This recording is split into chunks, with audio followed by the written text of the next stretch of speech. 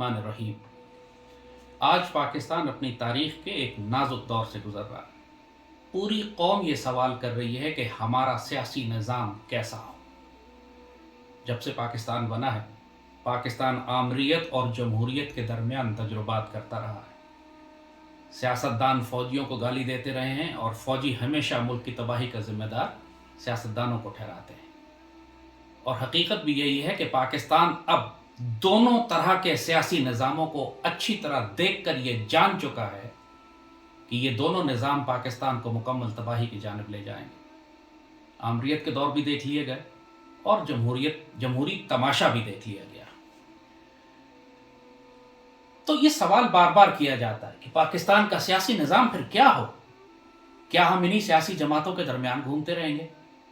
क्या पाकिस्तान को इसी तरह ये सियासी लुटेरे और डाकू लूटते रहेंगे, या कोई आमराना हाकिम आकर अपनी मर्जी इस मुल्क पर मुसल्लत करता रहेगा?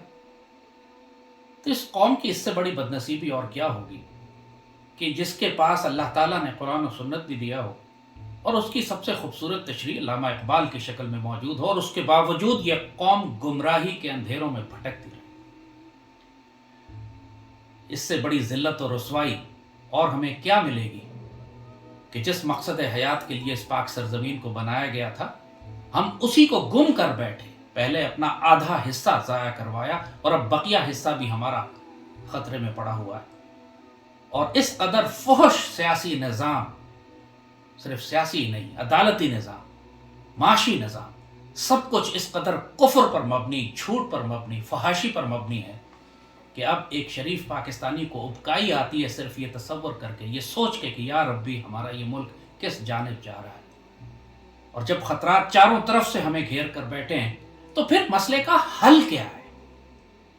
क्योंकि हमारी अक्सरियत पाकिस्तानी सियासी क़यादत और हमारा जो अशराफिया का बयानिया है वो सिवाय जमहूरियत और आमरीत के अलावा किसी और तर्ज हुकूमत की बात ही नहीं करता। तो बाबा इकबाल से पूछ लेते हैं ना। आज कोई पाकिस्तान में या मुस्लिम दुनिया में बाबा इकबाल से बड़ा मुफक्किर, दानिश्वर, फिलोसोफर, विजनरी, साहिब नज़र, साहिब बसीरत वजूद तो है नहीं।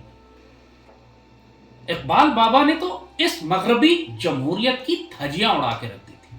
इसको हराम कहा, इसको नाजायज कहा। यह फरमाया है कि इस जमहूरियत में और बदतरीन आमरीत में कोई फर्क नहीं है, सिर्फ निगाह का धोखा है जो तुम्हें दिया जाता है। और हकीकत है कि हमने पाकिस्तान में यही देखा है। इकबाल फरमाते हैं, तूने क्या देखा नहीं मगरिब का जमहूरी निज़ाम? तूने क्या देखा नहीं मगरिब का जमहूरी निज़ाम? मिसाल यही दी जाती है ना, दुनिया की सबसे बड़ी democracy America, India, Europe, waste में। चेहरा रोशन अंदरूं चंगेज से तारीख तर। देखने में तो बड़ा रोशन नजर आता है, तुम्हारी आंखें खीरा होती हैं उसको देख के, लेकिन उससे ज़्यादा सफाक, उससे ज़्यादा जालिम सियासी निज़ाम। क्योंकि आम लोगों में ये सलाहियत नहीं है कि वो समझ सकें कि ये जमहूरियत जो मगरब में नाफिज है, जिसकी हम नकल करने की कोशिश करते हैं, उसमें सफाकियत क्या है, उसमें चंगेजियत क्या है। इकबाल जो फरमाते हैं, अंदरूं चंगेज से तारीख तर, चंगेज खान से ज़्यादा जालिम और सफाक निज़ाम है। फरमाते हैं कि गुरेज अज तर्ज जमहूरी गुलाम पुख्ता कारिशु, कि अज मग़ज़ दूसत खर फ़िक्र इंसानी नमी आए। तुम जमहूरी तर्ज हुकूमत से इज्तिनाब करो कि ये तुम्हें गुलामी में पुख्ता कर देता है, ये इंसानों को गुलाम बनाता है कि 200 गधे भी अगर जमा हो जाएं तो एक इंसान की अक्ल पैदा नहीं कर सकते। इस जमहूरी निज़ाम में यही तो हो रहा है कि 200 गधे एक तरफ होते हैं और एक इंसान की राय, एक साहिब नज़र, एक आकिल, एक समझदार, एक दाना, एक आलिम, एक मुफस्सिर, एक मुहद्दिस, एक साहिब नज़र शख्स, उसकी राय ज़ाया कर दी जाती है, फेंक दी जाती है, दरगुजर कर दी जाती है, सिर्फ इसलिए कि 200 खर, 200 गधे उनकी अक्सरियत होती है। और जहां कहीं भी ये निज़ाम बनाया जाएगा, उसकी हकीकत जिस तरह बाबा इकबाल ने बयान की है, सुनो फिर, अगर हिम्मत है तो सुनो फिर। उसके बाद बहस न करो इस बात पर कि जमहूरियत के अलावा हमारा कोई मुस्तकबिल नहीं है, पाकिस्तान का मुस्तकबिल जमहूरियत मुज़मिर है, छुपा हुआ है, हमने जमहूरी तर्ज हुकूमत पर चलना है। अपने आप को जाहिल साबित न करो, तुम बाबा इकबाल से ज़्यादा नहीं जानते। फरमाते हैं, जमहूरियत एक तर्ज हुकूमत है कि जिसमें जमहूरियत एक तर्ज हुकूमत है कि जिसमें बंदों को गिना करते हैं, तोला नहीं करते। तुम सिर्फ अफराद की तादाद गिनते हो, इतने वोट इसको मिले, इतने वोट इसको मिले, लेकिन किस कदर जलील, कमीने, घटिया और हराम खाने वाले वो लोग हैं, इसका तुम्हें कोई ख्याल नहीं है। बंदों को गिना करते हैं, तोला नहीं करते। कोई साहिब बसीरत, साहिब इल्म, साहिब तकवा, साहिब किरदार, साहिब नज़र, उसकी कोई हैसियत नहीं है इस निज़ाम में, क्योंकि तुमने सिर्फ इंसानों के सर गिनने हैं, तुम्हें वोट चाहिए। और ये तर्ज हुकूमत दुनिया में जहाँ भी कायम किया जाएगा, वो सिर्फ एक चंगेज़ी निज़ाम कायम करेगा। फरमाते हैं, देओ इस्तबदाद जमहूरी कबा में पाए को, जुल्म और इस्तबदाद का एक देओ है जो जमहूरियत का लिबास पहनकर चढ़ता चला आ रहा है तुम्हारे ऊपर। तू समझता है ये आज़ादी की है नीलम परी? तुम लोग इसको जमहूरी आज़ादी समझते हो? तुम समझते हो आज़ादी की नीलम परी है? किस कदर अहमक और जाहिल हो सकते हो तुम लोग। बाबा इकबाल के अल्फाज हैं, जिस तकलीफ से वो तुम्हें मुखातिब कर रहे हैं, क्योंकि आज पाकिस्तानी कौम का अलमिया ही यही है। बड़े बड़े दानिश्वर, मुफक्किर, अशराफिया सजदा कर रहे हैं, पूज रहे हैं जमहूरियत के बुत को। फरमाते हैं बाबा, है वही साज़े कोहन मगरिब का जमहूरी निज़ाम। ये जो मगरिब का जमहूरी निज़ाम है ना, आज पाकिस्तान में पार्लियामेंट्री डेमोक्रेसी को मिली हुई है, मगरिब का जमहूरी निज़ाम जो पाकिस्तान पे मुसल्लत किया है वही साज़े कोहन, ये वही पुराना म्यूजिक है। It's the same old song, it's the same old wine. है वही साज़े कोहन मगरिब का जमहूरी निज़ाम जिसके पर्दों में नहीं गैर अज़ नवाए कैसरी। इन रियलिटी ये सिर्फ एक सख्त फैशिस्ट डिक्टेटरशिप है, एक जुल्म का निज़ाम है जिसके अंदर कैसर और कसरा का जुल्म छुपा हुआ है। तुम इसको मगरिब का जमहूरी निज़ाम समझ रहे हो। हकीकत यही है कि पूरी मगरबी डेमोक्रेसी रोमन एम्पायर से, पर्शियन एम्पायर से, ग्रीक एम्पायर से ली गई है। सारी इस्तिलाहें जो आजकल एंग्लो सेक्सन लॉ में इस्तेमाल की जाती हैं वो सारी प्रॉमन ग्रीको रोमन हैं। वही पुराना निज़ाम है जिसकी आज नाम और शक्ल बदल कर इन्होंने, और फिर जब इब्लीस, क्योंकि बाबा इकबाल जब बात करते हैं तो पूरा कुफर और इब्लीस का निज़ाम खोलकर बयान करते हैं, तो खुद इब्लीस की ज़बान में, इब्लीस की मजलिस शूरा जो उन्होंने बयान की कि इब्लीस बैठ के नसीहत कर रहा है अपनी कौम को, अपने शायातीन को दुनिया में, कि इस दुनिया को तुमने गुलाम कैसे बनाना है।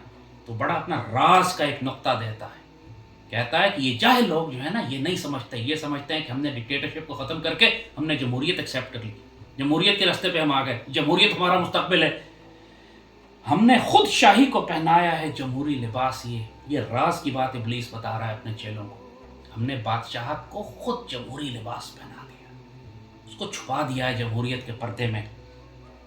जब ज़रा आदम हुआ है खुद शनास और खुद नगर, जब इंसानों ने आज़ादी की नारे मारने शुरू किए, जब इंसानों ने कहा हमें हमारे हकूक़ चाहिए, जब इंसान ने कहा हमारी भी राय होनी चाहिए, जब ज़रा सा खुद शनास हो गया इंसान, जब उसको ज़रा शोर शराबा करने का मौका मिल गया, जब वो नारे लगा सकता है, जब वो सियासी जमातें बना सकता है, जब पॉलिटिकल पार्टीज बनाकर वोट डालने का हक मांगता है, तो हमने कहा चलो तुम्हें खुश करने के लिए हम अपनी फिरौनियत में, अपनी कैसरी में, अपने रोमन और पर्शियन एम्पायर के निज़ाम में सिर्फ हम इसको जमहूरी लिबास पहना देते हैं। तुम्हें लगेगा कि जैसे तुम भी वोट दे रहे हो, तुम्हारी राय से कोई फ़र्क पड़ता है। असल में तो हुकूमत पीछे से वही फिरौनियत की होगी, उसी फिरौनी निज़ाम की होगी। इंसान ये समझता रहेगा कि उसके वोट से कोई फ़र्क पड़ता है। आज पाकिस्तान में एग्जैक्टली क्या आपको ये नज़र नहीं आ रहा? वही मौरूसी सियासत है, वही, और सारे ये मौरूसी ख़ानदान जो पाकिस्तान पर मुसल्लत हैं, पीछे से ये फ़िरौनों के साथ, पीछे से पाकिस्तान के दुश्मनों के साथ राब्ते में है।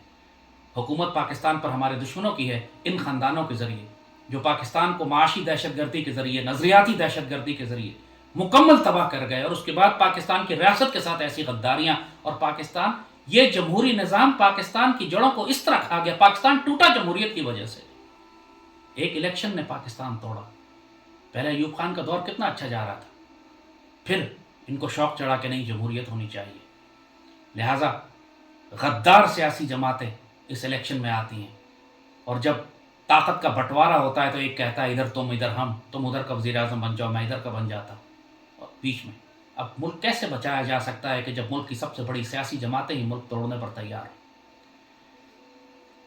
हुई है तर्क कलीसा से हाकमी आज़ाद, फरंगों की सियासत है देव बेजंजीर। जब से तुमने, इकबाल का वो मशहूर शेर है, जुदा हुदीन सियासत से तो रह जाती है चंगेज़ी, यही हुआ कि पाकिस्तान में आप पॉलिटिकल डेमोक्रेसी रखें या डिक्टेटरशिप, जुदा हुदीन सियासत से तो रह जाती है चंगेज़ी। पूरा मगरबी निज़ाम بحث یہاں پر یہی چلتی ہے کہ آمریت ہو، ڈکٹیٹرشپ ہو یا ڈیموکریسی ہو، حقیقت میں تو یہ سب چنگیزی ہے، جدا ہوتی سیاست سے تو رہ جاتی ہے چنگیزی۔ پاکستان کی قوم کو اب یہ فیصلہ کرنا ہے، پاکستان کی قوم کو اب یہ جلال بادشاہی ہو کہ جمہوری تماشا ہو، اقبال کے الفاظ نوٹ کیجئے، بادشاہی جلال ہو یا جمہوریت کا سرکس ہو۔ پاکستان میں جمہوریت کا سرکس دیکھ رہے ہیں نا، جلال بادشاہی کا مطلب ڈکٹیٹرشپ ہو، آمریت ہو، کوئی بادشاہ ہو، جنرل ہو، جدا ہوتی سیاست سے تو رہ جاتی ہے چنگیزی۔ پاکستان کا المیہ کیا ہے؟ ہمارا سب سے بڑا المیہ یہی ہے، جیسے بات کی فی الحال تو ہم نے صرف آپ کو یہ ثابت کیا ہے کہ بابا اقبال نے جمہوریت کے بارے میں کیا فرمایا تھا۔ اس کے بعد کوئی ذی شعور آدمی، کوئی سمجھدار آدمی، کوئی صاحب علم آدمی دوبارہ جمہوریت کی بات نہ کرے، اور کرے گا پھر وہ اللہ، اس کے رسول اور پاکستان اور مسلمانوں کا دشمن ہوگا۔ اور یہ دشمن بہت ہیں ہماری صفوں میں، اشرافیہ میں، اہل اقتدار میں، ہماری سپریم کورٹ، ہمارا کانسٹیٹیوشن، ہمارا آئین جو انہوں نے، اور وہ بنایا بھی انہی لوگوں نے کہ جن کا مفاد وابستہ ہے اس ظلم و استبداد کے دیو سے، جو پائے کوب، جو پائے مارتا چلا آ رہا ہے، جمہوری قبا میں نوائے قیصری۔ یہ وہ نظام جس میں انسانوں کو گنا کرتے ہیں، تولا نہیں کرتے، کیونکہ ان سارے چوروں کا مفاد اس سے وابستہ ہے۔ تو اس کا حل کیا ہے پھر؟ ظاہر ہے کہ حل نہ جمہوریت میں نہ آمریت میں، اور اس کا حل بابا اقبال نے پھر بڑے واضح طور پر دیا تھا۔ بات یہی ہے کہ چونکہ ہماری قوم کا المیہ یہ ہے، سب سے بڑا المیہ ہماری قوم کا یہ ہے کہ یہ شریعت نافذ نہیں کرنا چاہتے، یہ اللہ کا دین نہیں چاہتے، اور جب اللہ کا دین نہیں چاہتے تو اس کے علاوہ صرف ذلت اور رسوائی پھر ان کے نصیب میں۔ ایسے یہ کوئی شخص یہ کہے کہ میں معاشی ترقی چاہتا ہوں لیکن میں سود اور ربا کا نظام ختم نہیں کروں گا، ممکن نہیں ہے۔ کوئی شخص یہ کہے کہ میں چاہتا ہوں کہ میری دعائیں قبول ہوں لیکن میں حرام رزق کھاتا رہوں گا، ممکن نہیں ہے۔ کوئی شخص یہ کہے کہ وہ صحت مند زندگی گزارنا چاہتا ہے لیکن زنا اور شراب ترک نہیں کرے گا، ممکن نہیں ہے۔ کوئی شخص اگر ایسی خواہش کرتا ہے تو وہ مجنون ہے، ذہنی طور پہ معذور ہے، پاگل ہے۔ ہماری قوم بحیثیت مجموعی ذہنی مجنون ہو چکی، پاگل ہو چکی۔ اس کی اشرافیہ سمن بکمن اور امیوں نے آنکھوں پہ پردے پڑے ہوئے ہیں اس کے۔ وہ کفر کے نظام میں، ظلم کے نظام میں، سود اور ربا کے نظام میں، اینگلو سیکسن کے نظام میں یہ چاہتی ہے کہ ایک مدینے کی ریاست بنے اور اسلامی فلاحی ریاست قائم ہو سکے، ممکن نہیں ہے۔ مگر ان ذہنی معذوروں کو یہ بات سمجھ میں نہیں آتی۔ بابا اقبال نے جب بات کی جو اسلامی ریاست ہے، یاد رکھیے گا ایک فرق، اسلامی ریاست نہ آمریت ہے نہ جمہوریت ہے، ہمارے یہاں شریعت ہے اور شورائیت ہے، دونوں کا فرق واضح سمجھ لیجیے۔ شریعت نافذ ہوتی ہے، فیصلے قرآن و سنت کے مطابق ہوتے ہیں اور شورا کے تحت ہوتے ہیں، شورائیت ہے، اس میں ہر صاحب علم سے مشورہ لیا جا سکتا ہے، رول آف دا میجورٹی نہیں ہے۔ حاکم فیصلہ کرنے والا خلیفہ وقت ہوتا ہے، بادشاہ ہوتا ہے، سلطان ہوتا ہے، حاکم ہوتا ہے، امیر ہوتا ہے، اس کو امیر المومنین کہیے، اس کو سلطان کہیے، اس کو خلافت کہیے۔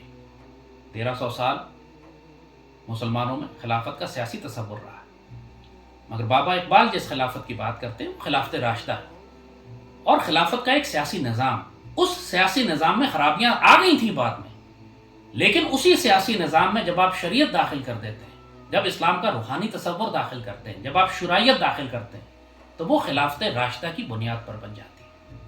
آج آپ ایک صدارتی نظام بنا لیجئے لیکن اس کی بنیاد شریعت پہ ہو اور شرائعت پر ہو، تو وہ اسلام کا نظام بن جائے گا، نہ وہ جمہوریت ہوگی نہ وہ آمریت ہوگی۔ اقبال بابا فرماتے ہیں اس سے بڑھ کر اور کیا فکر و عمل کا انقلاب، فکر و عمل کا اس سے بڑا انقلاب، تم ریولوشن چاہتے ہو، تبدیلی چاہتے ہو، اس سے بڑی تبدیلی کائنات میں اور کیا ہو سکتی ہے کہ تم پوری قوم کو یہ تصور دے دو کہ بادشاہوں کی نہیں اللہ کی ہے یہ زمین، کہ یہ زمین بادشاہوں کی نہیں ہے، یہ اللہ کی زمین ہے، یہ زمین عوام کی نہیں ہے، یہ اللہ اس کے رسول کی زمین ہے، جو اکثریت ہے اس کی مرضی نہیں چلے گی، اللہ اس کے رسول کی مرضی چلے گی۔ اس سے بڑا انقلاب اور کیسے ممکن ہے؟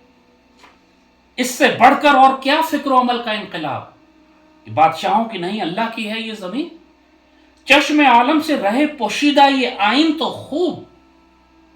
یہ بھی ابلیس کے الفاظ میں بتا رہے ہیں کہ وہ اپنے چیلوں کو نصیحت کر رہا ہے، دنیا اس راز کو نہ جانے تو بہتر ہے۔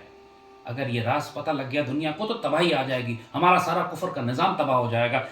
دنیا سے چھپا رہے یہ راز تو بہتر ہے، اور یہ تو اور بہتر ہے، یہ غنیمت ہے کہ خود مومن ہے محروم یقین، یہ تو اور بہتر ہے کہ خود مومن کو جس نے نافذ کرنا تھا یہ نظام، اس کو خود یقین نہ ہو کہ یہ کیسے ہوگا، کیا جا سکتا ہے، ہو سکتا ہے، اس کا خود یقین تم متزلزل کر دو، اس کو تم خود غیر یقینی صورتحال میں مبتلا کر دو، یہ تو اور غنیمت ہے۔ دنیا کو نہ پتہ لگے یہ بات، لیکن اور بہتر ہے کہ مسلمان کو بھی نہ پتہ لگے، وہ غیر یقینی کیفیت میں رہے، کنفیوز رہے کہ ہم کیا کریں، کہاں جائیں، جمہوریت لائیں، کس سیاسی جماعت کو ووٹ دیں، تبدیلی کیسے آئے گی، آمریت بہتر ہے کہ جمہوریت بہتر ہے۔ اس کو اس طرف جانے ہی مت دو کہ ایک تیسرا نظام بھی اللہ اس کے رسول نے دیا ہے جسے خلافت کہتے ہیں، اور خلافت کا مقصد ہی یہی ہے، تم اس کو امارت کہہ دو، تم اس کو سلطانی کہہ دو، تم اس کو خلیفہ کہہ دو، تم اس کو صدارتی نظام کہہ دو، اگر حکم اللہ اس کے رسول کا نافذ ہے تو یہ خلافت ہے۔ خلافت بر مقام ماں گواہی ہے، اقبال بابا فرماتے ہیں کہ ہم مسلمانوں کے دنیا میں جو عزت و منزلت کا مقام ہے اس کی گواہی خلافت ہے۔ ایسا نظام حکومت جس کی بنیاد اللہ اس کے رسول کے احکامات کے اوپر ہے اور شورائیت کے اوپر ہے، شورا مشورہ کیا جاتا ہے۔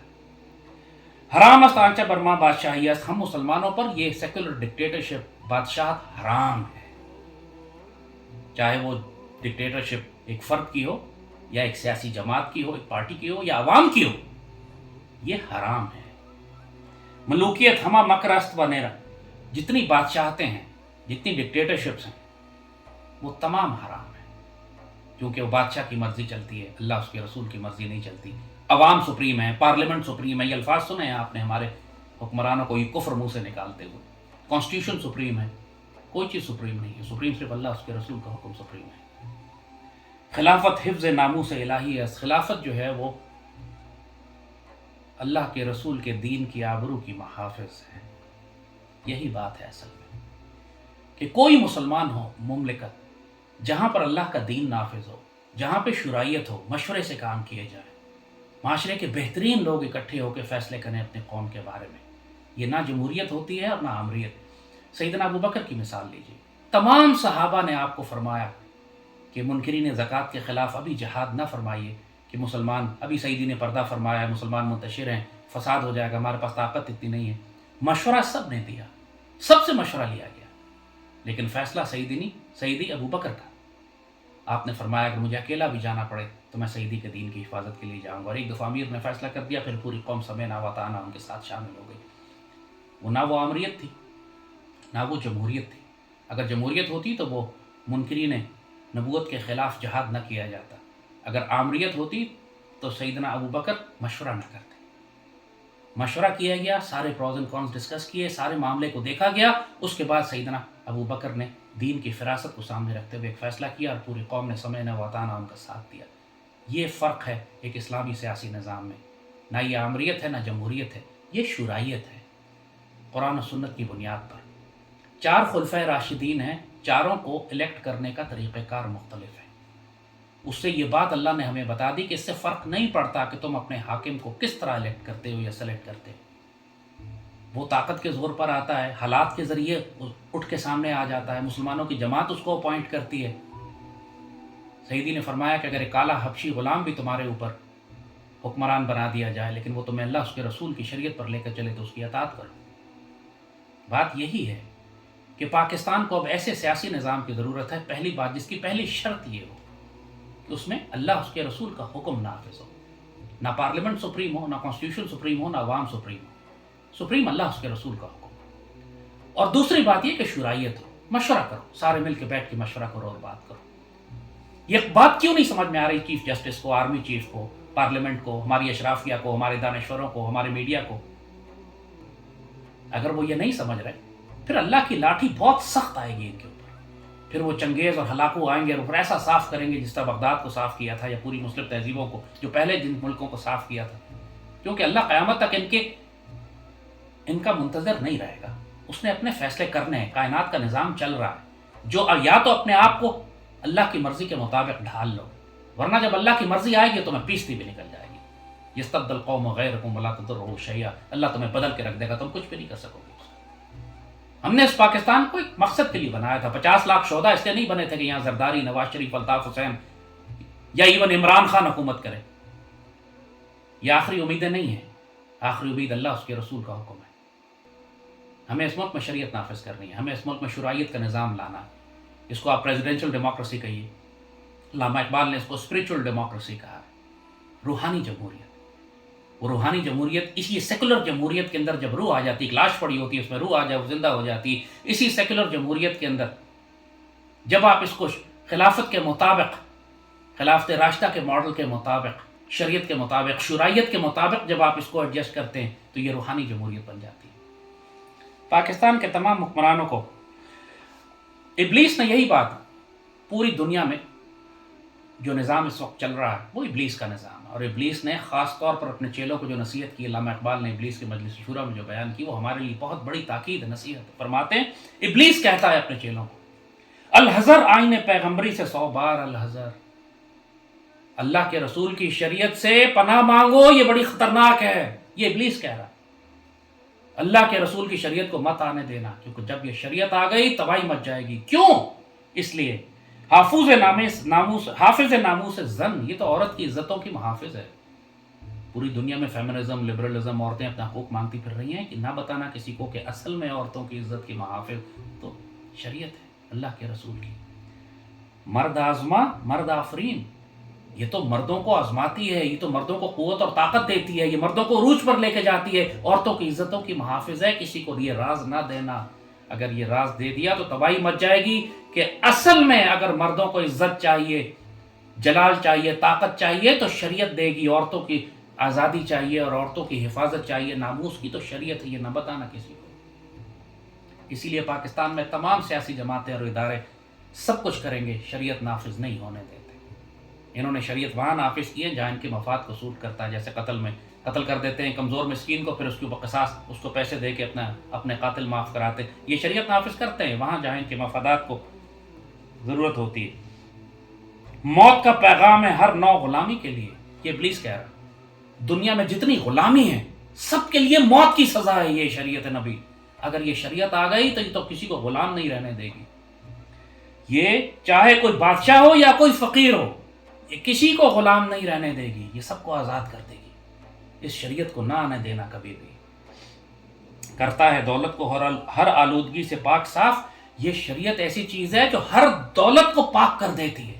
نہ اس میں حرام ہوتا ہے، نہ اس میں سود ہوتا ہے، نہ ربا ہوتا ہے، نہ اس میں مکاری، نہ رشوت، نہ جوا، نہ شراب، کچھ اس ساری دولت کو ایسا پاک کر دیتا ہے۔ یہ اگر دولت پاک ہو گئی تو پھر ہم کیا کریں گے؟ منموں کو مال دولت کا بناتا ہے امین۔ جو امیر لوگ ہیں ان کو یہ سمجھا دیتا ہے کہ یہ دولت تمہاری نہیں ہے، یہ اللہ کی دی ہوئی ہے اور تم نے اس کو اللہ کی راہ میں خرچ کرنا ہے۔ یہ تو بڑا خطرناک تصور ہے، ورنہ ہم نے تو لوگوں کو یہ سمجھانا ہے کہ تم نے مال جمع کر کے رکھنا ہے، اللہ کی راہ میں خرچ نہیں کرنا۔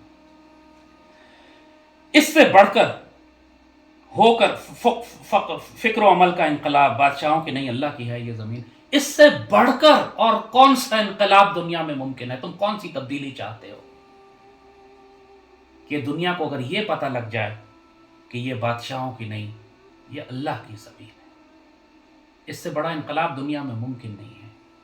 دنیا میں جتنے انقلاب آپ نے دیکھے ہیں، چاہے وہ فرینچ ریولوشن کی بات کریں، سوویت ریولوشن کی بات کریں، جہاں انقلاب کی بات کی جاتی ہے، وہاں حکمرانی ایک طرز ظلم سے نکل کر دوسرے طرز ظلم میں داخل ہو جاتی ہے۔ چاہے بادشاہ کو ہٹا کر ایک کمیونسٹ پارٹی کی حکومت آ جائے، ایک ظالم دوسرے ظالم کو تبدیل کرتا ہے۔ لیکن جو سب سے بڑھ کر انقلاب ہے وہ یہ کہ یہ زمین بندوں کی نہیں، بادشاہوں کی نہیں، اللہ کی ہے، اور یہاں پر اللہ وارث ہے، اللہ حاکم ہے، اور یہ ساری مخلوق اللہ کی بنائی ہوئی، اور اس پر صرف اللہ کا دین نافذ ہوگا، اور جو حکمران ہے وہ امانت دار ہے، وہ خلیفہ ہے اللہ کا، اللہ کی جانب سے اللہ کا حکم نافذ کرے گا۔ اب آپ مجھے بتائیے کون بد نصیب ہوگا کہ جو اس نظام حکومت کو قبول نہ کرے، جو پھر یہ ضد کرے اور کہے کہ ہم زرداری کو ہی لائیں گے، نواز شریف کو ہی لائیں گے، عمران کو ہی لائیں گے، یہی سیاسی جماعتیں یہی پارلیمنٹری ڈیموکریسی چلائیں گے، یہی کرپٹ پلیت ناپاک ایم این ایز اور ایم پی ایز، جو آج پوری دنیا، آج خود حکمران وقت اس بات کا شکایت کر رہا ہے کہ پیسے چلائے جا رہے ہیں، رشوت، حرام خوری، بدکاری کے نتیجے میں لوگ اقتدار اور اختیار میں آ رہے ہیں۔ پورا نظام کفر کا اینگلو سیکسن ہے۔ کس کی لعنت لگی ہوئی ہے، کس کی بد دعا لگی ہوئی ہے ہم پاکستانیوں کو کہ ہم بابا اقبال کے کہنے کے مطابق آئین پیغمبری پر نہیں آنا چاہتے، ہم اس جمہوریت کے دیو کو، ظلم و استبداد کے اس دیو کو کیوں، جو پائے مارتا چلا آ رہا ہے ظلم و استبداد کا یہ دو، ہم کیوں اس کو آزادی کی نیلم پر ہی سمجھ رہے ہیں؟ ہمارا دماغ خراب ہو چکا ہے، ہم اندھے گونگے اور بہرے ہیں، ہم پاگل ہو چکے ہیں، ہم تباہ ہونے جا رہے ہیں، ہماری تباہی کے سارے اسباب مکمل ہو چکے، ہم کیا کرنا چاہ رہے ہیں؟ پاکستانی قوم ہزار خوف ہوں لیکن زباں ہو دل کی رفیق، ازل سے رہا یہ قلندروں کا طریق۔ کل دربار نبوی میں ہم سب کو جواب دینا ہوگا، سیدی رسول اللہ کے سامنے جا کے ہم سے سوال کیا جائے گا کہ جب سیدی کی امت تکلیف میں تھی تو تم خاموش کیوں رہے؟ تم نے کفر کا ساتھ کیوں دیا؟ اپنا جواب سوچ لیجئے گا کہ سیدی کے دربار میں آپ کیا جواب دیں گے کہ ہم جمہوریت کو پوچھتے رہے، ہم آمریت کے پیچھے دوڑتے رہے، ہم شریعت نبی سے بھاگتے رہے، ہم ساری زندگی اس کوشش میں لگے رہے کہ ملک میں شریعت نافذ نہ کی جائے، ساری زندگی ہم اس کوشش میں لگے رہے کہ ملک میں خلافت کی طرز پہ نظام حکومت جو مدینہ کی ریاست بناتا ہے وہ نہ قائم ہو سکے۔ صرف نام لینے سے کہ میں مدینہ کی ریاست بنانا چاہتا ہوں، مدینہ کی ریاست نہیں بنے گی۔ اس کے تقاضے ہیں کہ شریعت اور شرائط نافذ کرو، اپنی ریاست کے، اپنی قوم کے بہترین لوگوں کو اوپر لا کے ان سے مشورہ کرو، ان زانی، بدکار، پلیت، حرام خوروں سے مشورہ نہ کرو کہ ملک، قوم اور ریاست کو تباہ کروائیں گے، شریعت نبوی کو رسوا کروائیں گے، امت رسول کو تباہ کروائیں گے۔ آپ مجھ سے سوال کرتے ہیں ملک میں نظام حکومت کیا ہو، جب بھی میں کہتا ہوں یہ جمہوریت ٹھیک نہیں ہے، احمق اعتراض شروع کر دیتے ہیں کہ آپ آمریت لانا چاہتے ہیں، اس لیے کہ ان کے ذہن مفلوج ہیں، وہ یہ جانتے ہی نہیں کہ آمریت کے علاوہ بھی ایک طریقہ خلافت کا بھی ہے، جس کو اقبال نے اسپریچول ڈیموکریسی کہا، روحانی جمہوریت کہا، ایک ایسا طرز حکومت جس میں انسانوں کو تولا کرتے ہیں اور گنا نہیں کرتے۔ انشاءاللہ آنے والے وقتوں میں اللہ تعالیٰ پاکستان کو ایسی حکومت دے گا، جو اللہ نے تقدیر ہماری لکھ دی ہے کہ پوری دنیا میں لیا جائے گا تجھ سے کام دنیا کی امامت کا، یہ ہوگا۔ اللہ کے فضل اور کرم سے اللہ کی وہ جماعت کیسے آئے گی، یہ فیصلے اللہ نے کرنے ہیں۔ ہمارا کام آج اذان دینا ہے، ہمارا کام کفر کے خلاف، ظلم و ستم کے خلاف آج کھڑے ہو کر اذان دینی ہے، چاہے کتنے ہی خوف کیوں نہ ہو، اور پاکستانی قوم کو نصیحت کرنی ہے کہ کفر اور ظلم کا نظام ترک کر کے اللہ اس کے رسول کے دین کی طرف آؤ۔ ہم سب نظام اب ٹیسٹ کر چکے ہیں، سب فیل ہو چکے ہیں، اب اس مذاق کو بند کرو۔ اب علامہ اقبال سے پوچھو کہ ہم کون سا سیاسی نظام بنائیں، اور جو بابا اقبال کہتے ہیں کر لو، اس میں خیر ہے تمہاری۔ اللہ پاکستان کا حافظ و ناصر و مالک، خوش رہیں، خوشیاں دیں۔